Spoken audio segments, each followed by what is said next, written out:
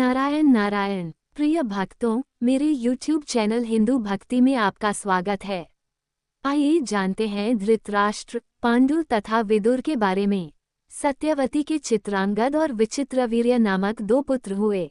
शांतनु का स्वर्गवास चित्रांगद और विचित्रवीर्य के बाल्यकाल में ही हो गया था, इसलिए उनका पालन पोषण भीष्म ने किया। भीष्म ने चित्रांगद के बड़े होने पर उन्हें राजगद्दी पर बिठा दिया, लेकिन कुछ ही काल में गंधर्वों से युद्ध करते हुए चित्रांगद मारा गया।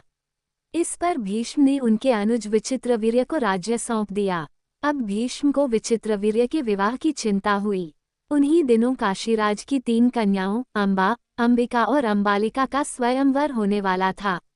उनके स्वयंवर में जाकर अकेले ही भीष्म ने वहां आए समस्त राजाओं को परास्त कर दिया और तीनों कन्याओं का हरण करके हस्तिनापुर ले आए।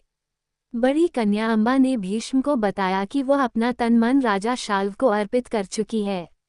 उसकी बात सुनकर भीष्म ने उसे राजा शाल्व के पास भिजवा दिया और अंबिका और अंबालिका का विवाह विचित्रवीर्य के साथ करवा दिया। राजा शाल्व ने अंबा को ग्रहण नहीं किया, अतः वह हस्तिनापुर लौटकर आ गई और भीष्म से बोली, हे आर्य, आप मुझे हर कर लाए हैं, अतः आप मुझसे विवाह करें। किंतु भीष्म ने अपनी प्रतिज्ञा के कारण उसके अनुरोध को स्वीकार नहीं किया। अंबा रुष्ट होकर परशुराम के पास गई और उनसे अपनी व्यथा सुनाकर सहायता मांगी। परशुराम ने अंबा से कहा, हे देवी, आप चिंता न करें, मैं आपका विवाह भीष्म के साथ करवाऊंगा। परशुराम ने भीष्म को बुलावा भेजा, किंतु भीष्म उनके पास नहीं गए। इस पर क्रोधित होकर परशुराम भीष्म के पास पहुंचे और दोनों वीरों में भयानक युद्ध छिड़ गया। दोनों ही अभूतपूर्व योद्धा थे, इसलिए हार जीत का फैसला नहीं हो सका। आखिर देवताओं ने हस्तक्षेप करके इस युद्ध को बंद करवा दिया। अंबा निराश होकर वन में तपस्या करने चली गई। विचित्रवीर्य अपनी दोनों रानियों के साथ भोग विलास में रत हो गए, किंतु दोनों ही रानियों से उनकी कोई संतान नहीं हुई और वे क्षय रोग से पीड़ित होकर मृत्यु को प्राप्त हो गए।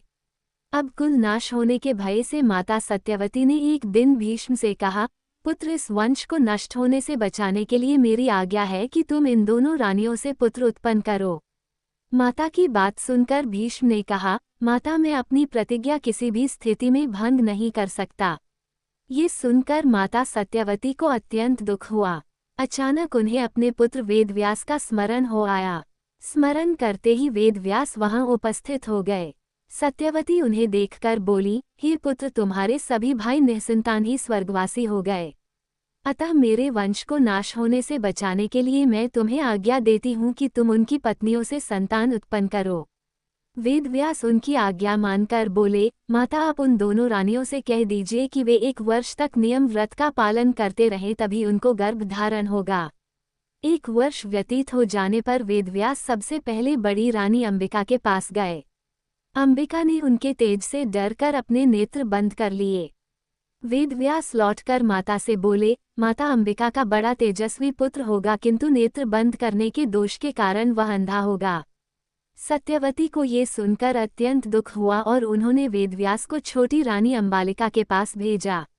अंबालिका वेदव्यास को देखकर भय से पीली पड़ गई। उसके कक्ष से लौटने पर वेदव्यास ने सत्यवती से कहा, माता, अंबालिका के गर्भ से पांडु रोग से ग्रसित पुत्र होगा।